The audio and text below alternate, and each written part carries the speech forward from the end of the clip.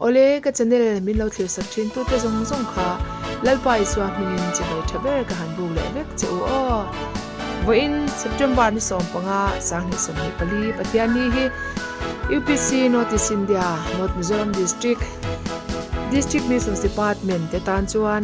nilom om le chin chhiat lak ni hlu tak awan ni te lul em be o a chan chu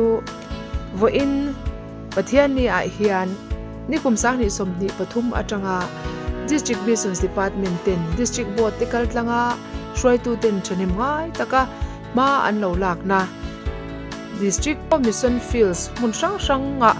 biak in le quarter som panga lai mai saktura raman na an lo siam te chu thei to pa mala in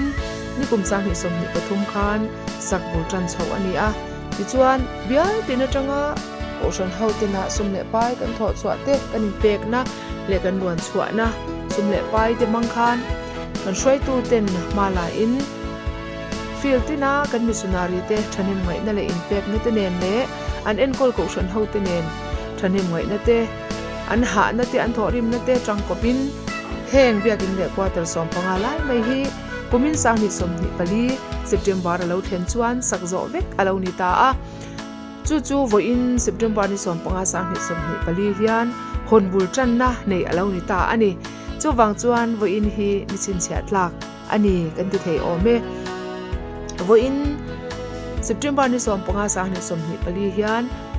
heng missions field a biakin le quarters an sak som panga lai mai zinga hian ama sabiratan bongwa huna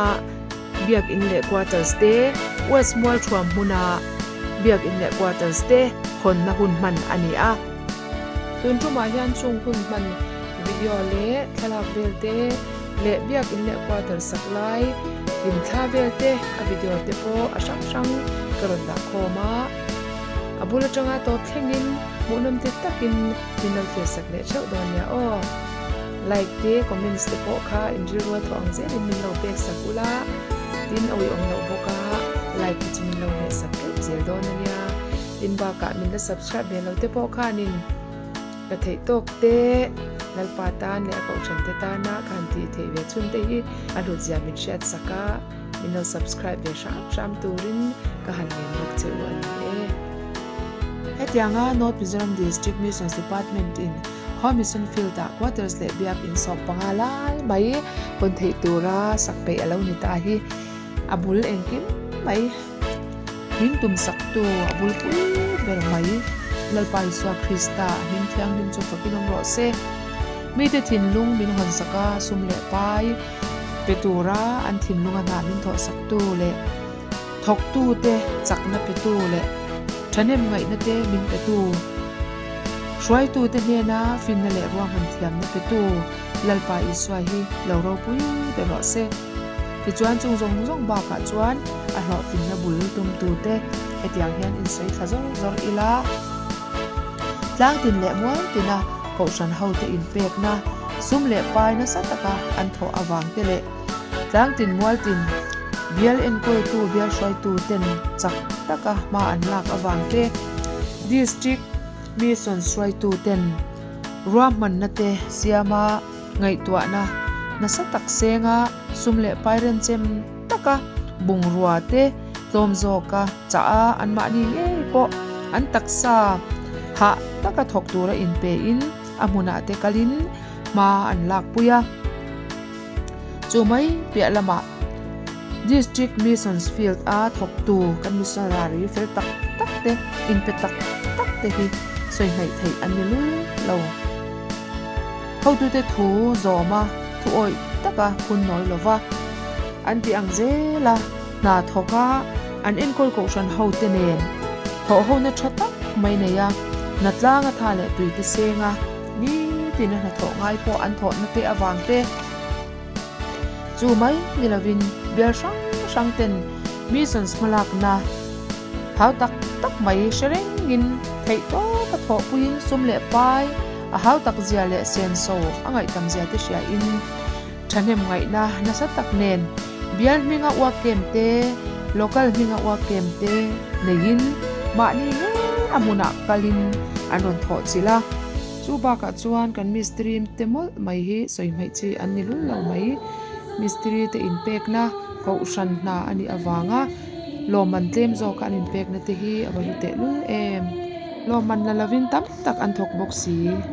chu mai pia lama chuan wa kem nga na thok tura ma ni nge taksa in pe ve theilo te po in abial angte alokal angte po in sumle pai thanem tak in wa kem na tur sum an ron tum boka tin mi mal thanem ngai le in pe em mai te chung kwa in pek na atang te in sumle pai thanem tak mai heng biak bu le quarter sakna tur hian an ron luang liam boka alom om tak se zetani eng kima hian lom thu soina tur ni mai alo ni a lalparo pui persela ko shan hote ilomin ihlimang u thanem ngai takin lalparam ta na kan tho te a thlonin om lovani voinia a hlot rin na me kan lo mu thei ta le kan la mule zel tur te hi avan ro pui em o kan zawa in thanem ngai na tharte in pek na thin lung tharte pu in malam ipan zelang o ole tuna chuan quarters le biak inte an saklai le a hon ni thlenga hun man te atlang pui rim khom a video ilo thli tan le ti pali thariat ani tuna hian mall thruam west UPC Northeast India biakin tur chu heya ban masaber marlam thim lampang ban bul tur kan chung meka New Eden tharpo ni lo New Eden tirkawin achunga lu sila chuan hei kan mistri kan head mistri lo nunan lo boy puya chunga ti hian min barten ti hian hei chung kapsar ani lo mom khop mai waina hian mi pakwa sombel kan hnatlanga aban hi chhun kim chu kan tum don ani kho that chuan aban bul kan chhun dana chang hian kan hlim mel riu ni biakin chunga hian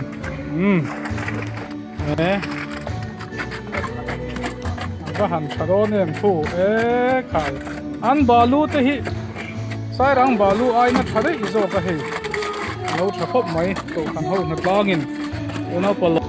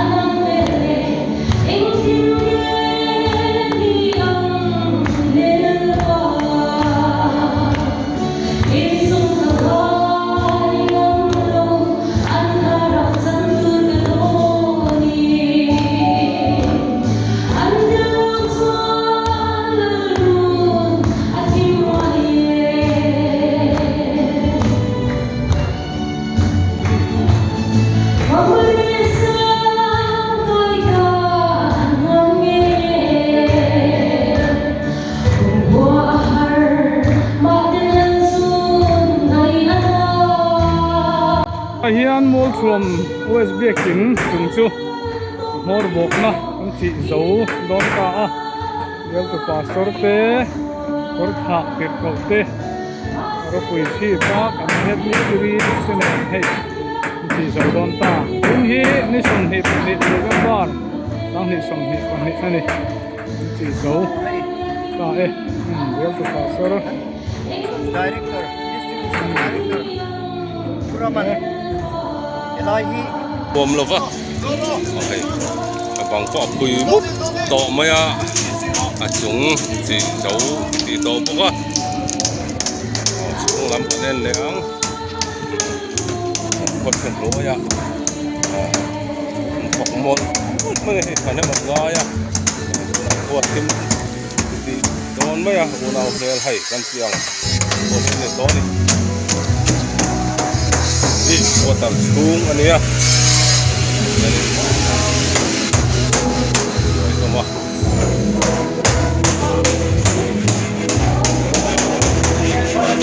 doon na isyanin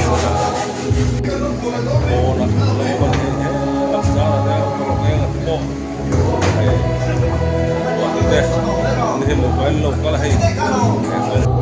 với John đi sống đi lại bắt đi yan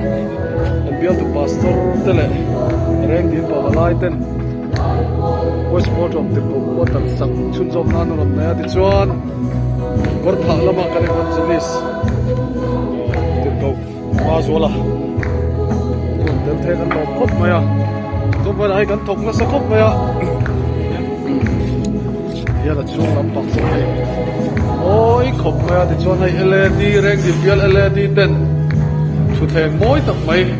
bằng ít fit rồi anh em bằng ít fit à có small job thì cũng quan trọng nên ông đã sẵn sàng thế cái đó đấy bây giờ chọn cái lại hi evangelist missionary room tour đi đâu na chọn cái lại hi mình qua room tour này mà rồi chọn cái phần rồi này mình tại ta chỉ đâu vậy na kina cái cái cái số cái lại số ba room lên toilet bell ya chọn cái lại hi tùy để nó cũng vậy thì pokoknya chọn anh hi đi ở đây để kau ani kalau kau main ni pok tu na hian mual chua muis missionary quarters ko ta kan omeka I can build to pastor Reverend Sil Chan Chuan biakin a quarter si hong do na te chuan hei evan alal than chu tang chuana kan district mission secretary Hovin voina hian helai muna hian hun kan mang do na te chuan hei mual chua ma kan Sunday school no pangte le kausan mi te baka reng dil local overlay Pentecostal men department te le mual chua ma kausan mi pui te nen voina hian hun kan mang do na ni ti kha masain ka hatar lang ani when you are traveling betul lalpa isu film se chuan workers mga chuan tanga trong train lan na kan sa trong train wala kan yang quarter sonari quarters le yakin te hon tu kani ekan hun hi kudro ya kan ro na lalpa ipoina chuan tunge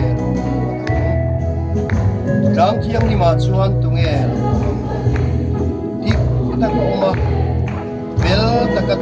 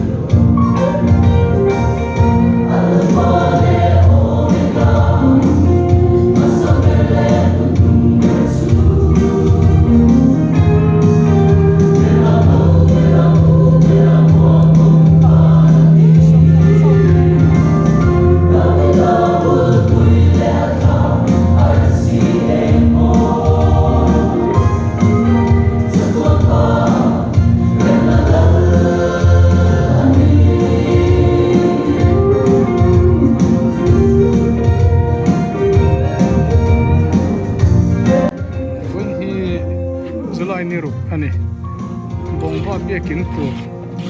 tai bim chung zo ani nuwa ban masaber ban malampang sakil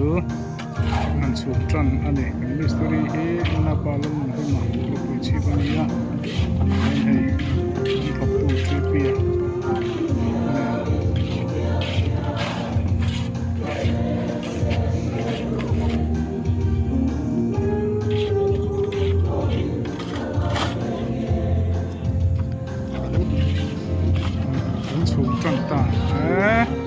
anh ôm đón đúc đúc khắp mấy bản to hôm nó sắp chụp mấy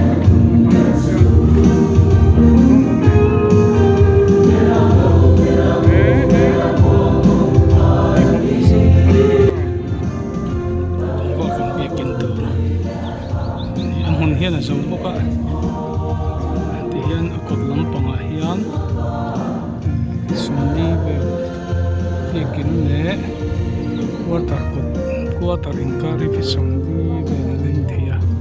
chuan hei chakam hi biakin hi ti hian lei kalai zola abim kan pha bim kan chunga in chiriat ber sang ti chuan he laya kan simen dana in hilai tlang zol bok hi kan romal ani a hi ta mystery a hena thiam lo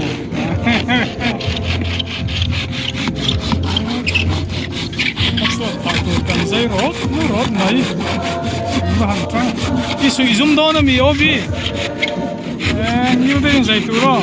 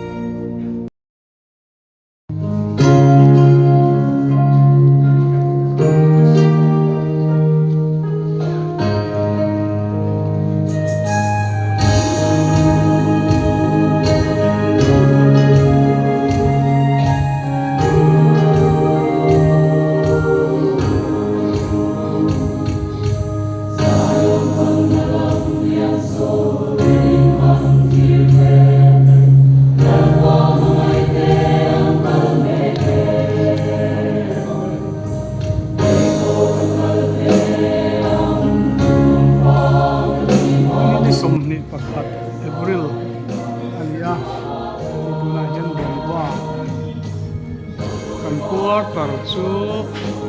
ceiling tiling kan khoi me ka chu hiam mystery lam nu le head mystery 3p ate an oma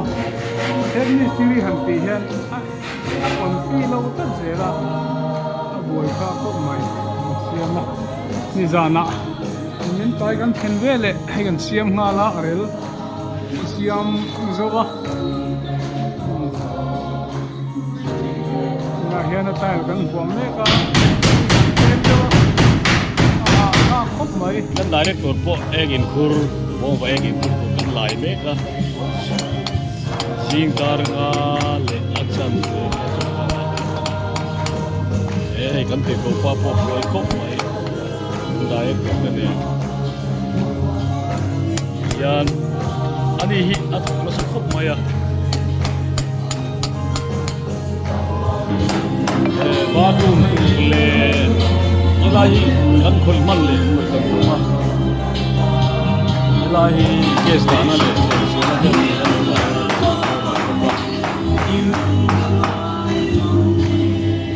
okay hi voi hi so kan moni tong lo me ni lai to tan ni to hai plus lai to phèn dan plastic phèn bằng tê chơi rong qua đây là thấy riêng chơi mà còn gì à chuyện cho cái này cái đó nó không may thôi cái đó à thi lệ à chỉ bên chỗ sát lên cái này luôn thế là bằng cái gì còn cái này cái cần xiêm hay cái nó xiêm giống được vào đang về tổng cộng mấy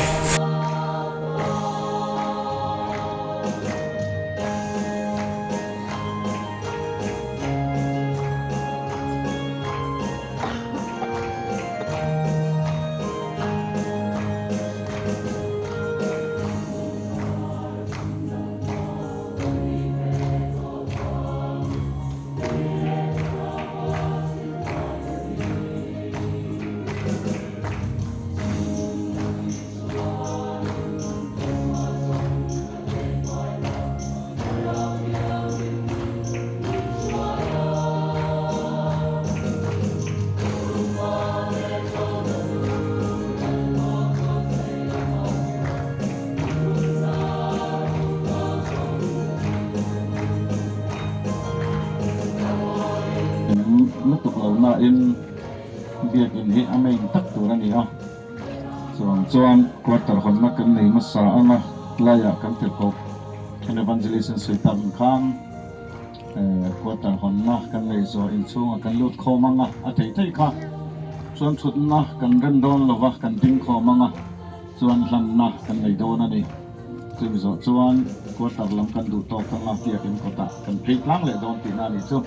kan kha kan se tlang vek don ya pathian le ka tu kan chia ran ha lange na o Israel te o heisara o tuna chuan in mem ma te in do don ta ani zam su ula tri su ula khur hek su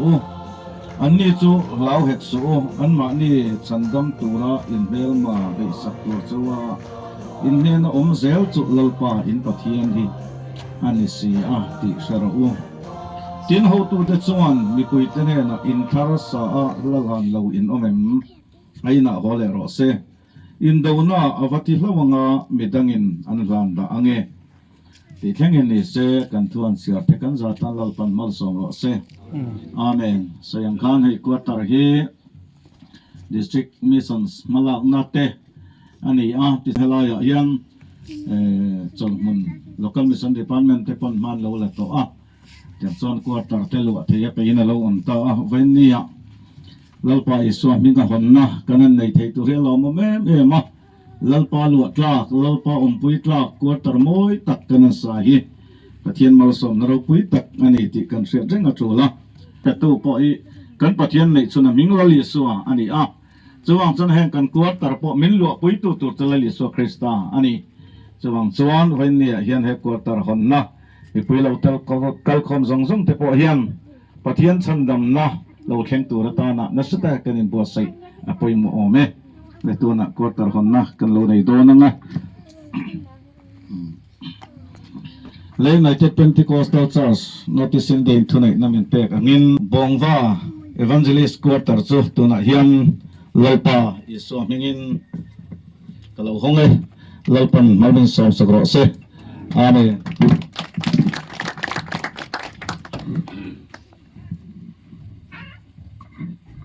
la setang khan quarter nge hilalpa district mission department malang na a nimal le mitlo ngai te to sung ko kan chang te lalpa iram hangai tu te na ansak poitlin ani a quarter hilalpa nang man min lo puila achunga nang lo teng la kong ka puile tu ver song te polal pa ivan ter ko ten nang man min ven him tir la ru le som mangle la pa kang me le ti chathe la ka nang man min hum sak langin hallelujah la pa khorel che the na la ka te po nang man min hum sak la kan chiaranga hei hi biakin chung lama han sai zui kadu ani boka thutlung hlei hona pathianin ami te hne na mosia kaltlanga athusoi Exodus mong som ni panga chang riat kan chiarange ten mon thiang hlim misiam sakro se anjinga ka chen ve thei non thil pahni soika du a biakin chunga hian mun thiang hlim siam sak ti le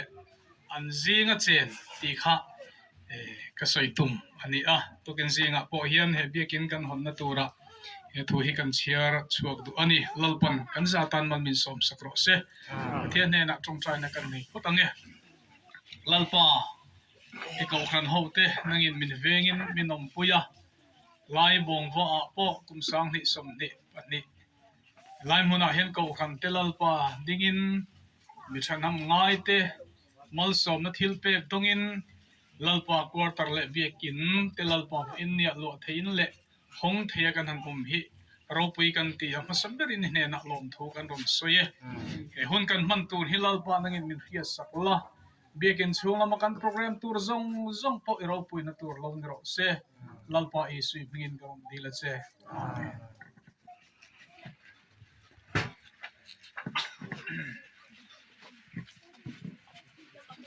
le pathian ko khan hoten mo phorna mi hlanangin mongwa kan son feel biakin head no be sindia hom chunga biakin pakhat ni turin lalpa isu mingin lom takin lo ponge chunga cheng mai chambu sai tu te zong zong lalpan tam takin mal som ro se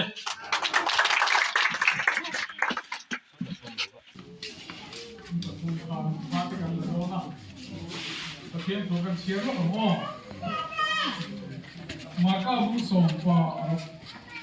chang som le pangal som pa tinan ne na phomel zong som kalula siam ne na chuan chan chin ki ro aringa baptisma chan chu chan damen an komanga aringa lo chu thiam lo changin an khomang Pathian phomel som do na chang mu gar poi mo e pen hi phomel zong som chan chin thwa khi tiam lama chú chân chín trả lũ kéo ra lịch sử Krista ring tu để chuan mingin baptisma an changa la lịch sử minga baptisma chan ke chu chan ramin an on don ani ti hi van ram siam tu le van ram nei tu la lịch sử Krista tu cha ya chu ti ring tu te ko khan ni na win ni a heng ka u nau pathum te hi chang dam na thutung lalpa ko khan Notice India, men bade turin, lalpa isu ngin karo lo te, lalpa tam takin mal so ro se, tum try ne kan denge, lalpa tununa hiam imal so na kan dong thwa ni ko thum ni in kan ti a, biakin kan hon na pia lama ne tharlom luk te kan ne ya, ming thiang hin lam chunin heng kan u nau te kan lom lom lu te, nangin tharawin puin tharawin khwang tharam che tuna kan enzo tak chia mi thar lom lu te kha aban lomom em o lalpan homison field da biak in sak le biak in hon hi sha ka thi in malasom le ni ti ati chiange tin chu mai ni lovin hei tuna hian kan thlir le me tur heng kan member te misun field kan member kan ru unau te tharau thiang hin an dong lai te tharau thiang mu tharo pi tak mai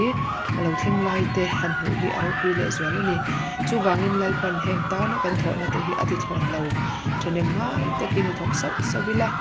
ram lo zai zo ro se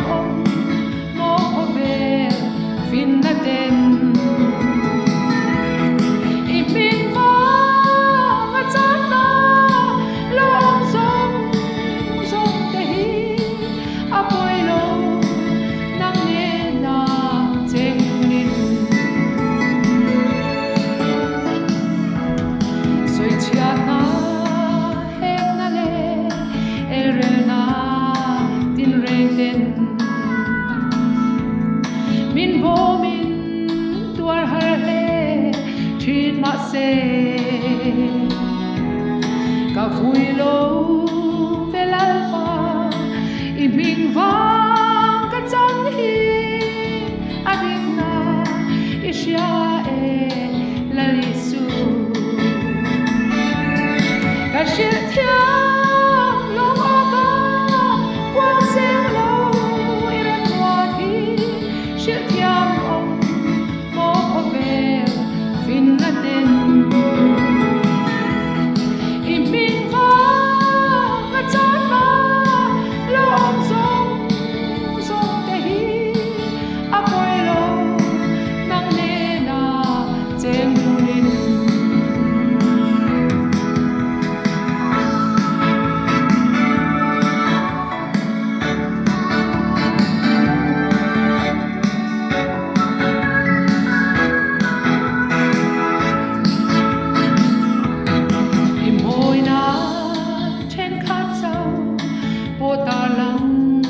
về tu ya moi phoku to aka om phalsu nanggal san aro hui na te khum ai ka thang so mun ko har ichen na ka shi thiam lo aka quang sáng lâu iran hoa thi sự thiêng ông mô về vinh na tên im bình vang cả chân ma lo ông sông sông te hi apoi lo nang ne na chen nurin im bình vang cả chân ma lo ông sông sông te hi apoi lo nang ne na chen nurin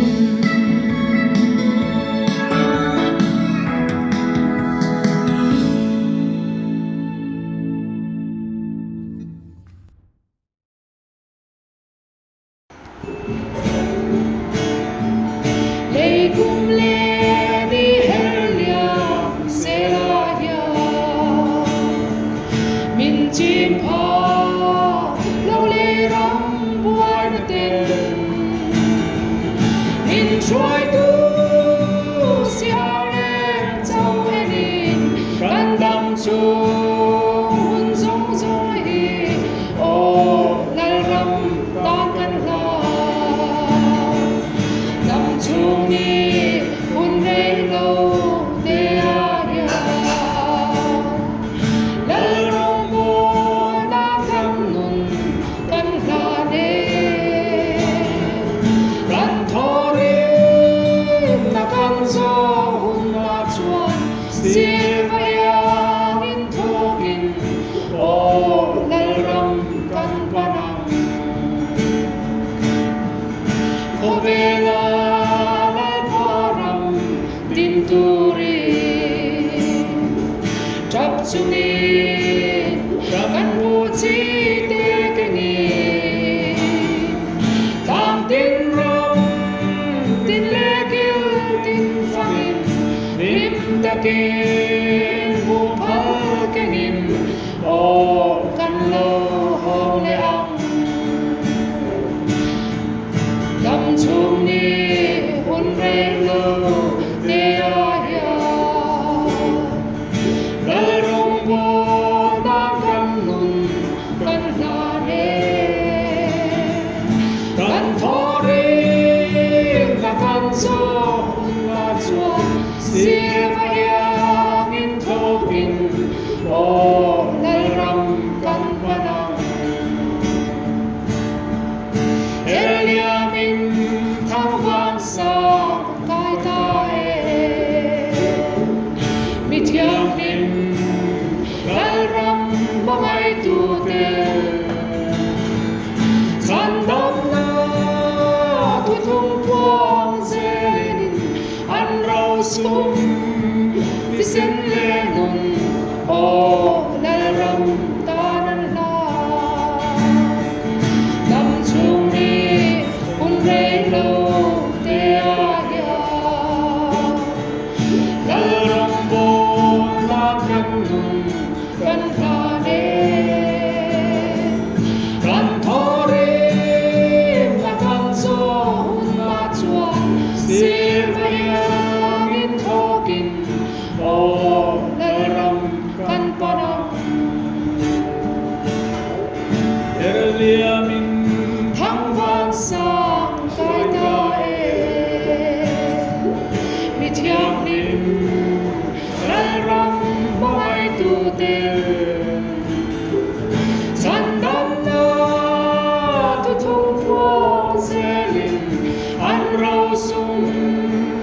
sen le nun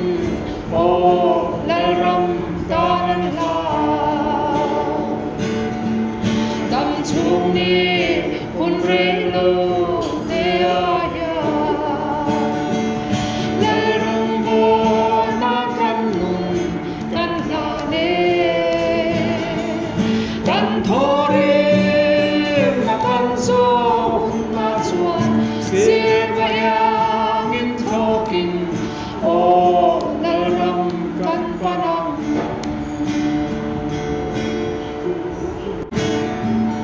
lei kum le ni helia se la ya min chim pha lo le ram buai na ten min troi tu sia le chau enin kan dam chu hun zong zong hi o lal ram tan kan la dam chu ni hun re lo te aya